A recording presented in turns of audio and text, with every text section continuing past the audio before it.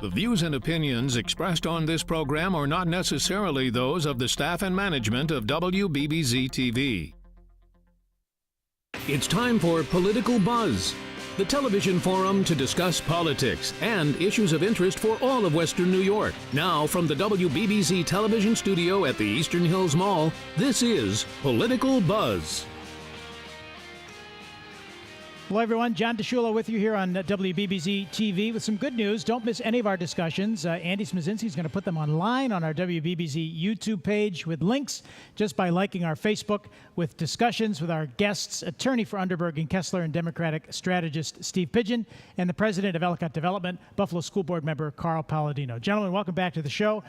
Carl, since last we spoke, you went to a Buffalo School Board meeting, and some of the provisions that you wanted to propose, some of those proposals you didn't get a chance to bring out. What were you going to talk about?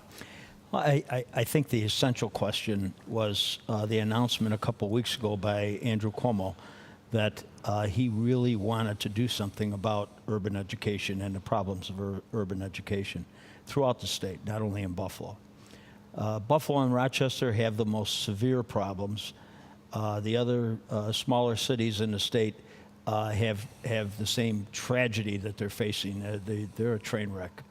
And the problems of our urban education system are just systemic. They permeate the entire operation of the districts. And it's time for us to start doing things a different way.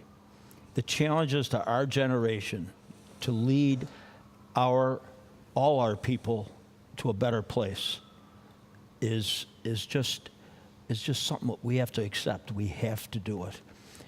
A guy down in Louisiana, Bobby Jindal, the governor of Louisiana, recognized that failing schools in an urban setting needed dramatic change. You can't rebuild from within. You can't change because there's so many interfering contracts and rules and laws that were dreamed up over the years that where management prerogative was given up. You have to just come in there with something dramatic.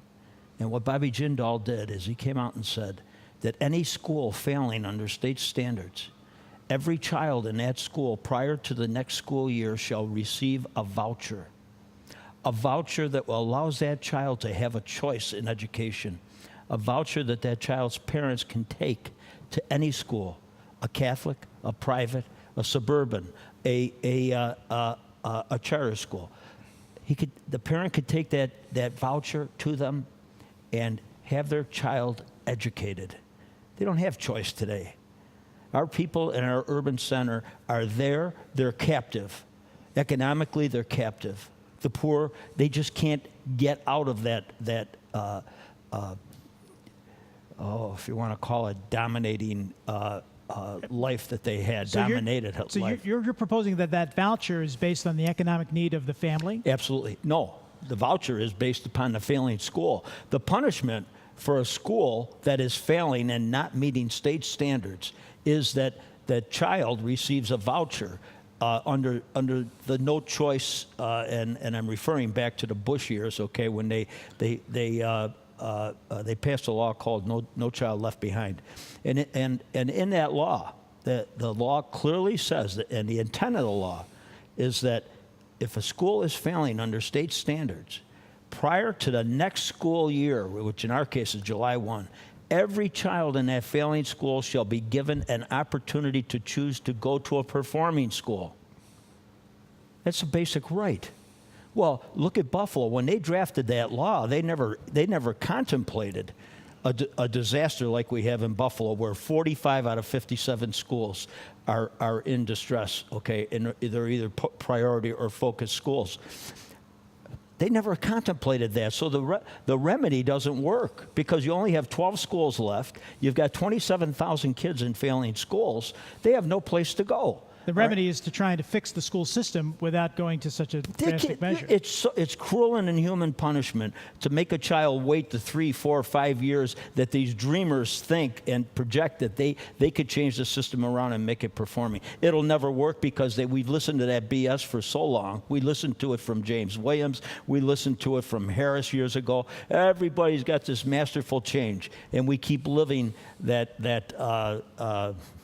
what was that movie with the Groundhog Day. We keep living Groundhog Day, okay? Every day we get up, it's the same nonsense going on and on and on.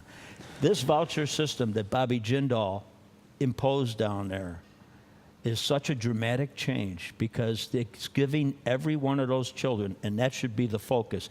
It's on the kids. It's not on the unions. It's not on the union leadership. It's not on these other constituencies, okay, that are involved with education, okay? It's on the child, and it gives the child a fair opportunity. There'll be a boom in Buffalo.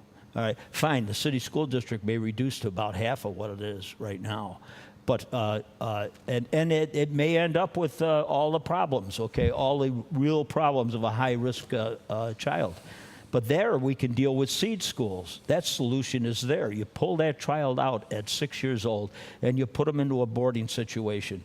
If you look at that movie with Superman, what's the name of it? Waiting for Superman. Waiting for Superman. I'm glad Steve knows these movies because I don't. On the ball here. But Waiting for Superman should be required viewing for our entire population here because it illustrated how clearly parents, they know that they're in dysfunctional homes because they're victims of the same dysfunctional school system that their kids are in today. But those parents yearn to have their child educated and to have that opportunity for education. Well, sure, it's bad enough they're in an economically challenged situation, let alone not getting the education right. We talked about the victory of Mayor Brown in the primary, and the school board situation and the schools overall have really been a focus and will, I would think, continue to be in the mayor's race. The mayor's even talked about doing something. I think the mayor, with encouragement of a lot of business leaders, including Carl, in the city, I think you're going to see him being more and more involved. With making sure, I think he understands that it's the one big area of the city where we're progress everywhere, we're moving everywhere, that he knows the schools is the one big thing that needs to be done to really make Buffalo a boomtown. And I also think you'll find in Ally, and when Governor Cuomo came here and said that death penalty to the failing schools, it wasn't just rhetoric. And I think he's already been working with getting Commissioner King in here. Who's been here a lot. Been here and will continue to be here a lot and continue to be outspoken. And I think what we're seeing is that one thing I think everybody accepts now on both spectrums of wherever you come from is that the Buffalo school system, the status quo, can't work, that it's failed, and we need to consider every idea. It doesn't matter whether it's from Jindal or where it's from, but I think you'll see a movement towards charters. I think you'll see a movement towards empowering, thinking of the student. And clearly, the status quo of how the Buffalo board has been administered is not acceptable. Well, Carl, you've certainly peeled a lot of the layers back of what has been happening there and really exposed what's going on in the Buffalo School Board and for the betterment. I wish there was something going on. Well, what was your meeting with Barbara Nevergold like? I read the Buffalo News that you talked about some transparency issues. You talked about wanting to get your proposals out. She claims now it's going to be coming up in the next meeting. When is that next meeting, and what was that discussion like? Next meeting is I think it's the 25th, a week from today. And at that meeting or prior to that meeting, we will have dealt with the superintendent issue. I agreed to adjourn the issue of dismissal of the superintendent for 2 weeks to give the other side their opportunity to figure it out. We're waiting for their response now. It's only with a dramatic change in all the leadership that we're going to find at least the opportunity to start rebuilding, because it's only with the emplacement of a strong leader with a vision, with the ability, and when I say with the ability, I mean the ability, the experience, having been there. This superintendent we have now has a PhD in linguistics from Harvard. That's the only claim to whatever she has. She's never managed anything. She's never managed a school district. She's a nice lady. It's just that she agreed, and we proposed, okay, to put her into the most dysfunctional school district in the state of New York. Right. And it's way beyond her. It's beyond her ability. We don't want to hurt her. We'd just like to see her leave and allow us to in place a a person who knows what they're doing.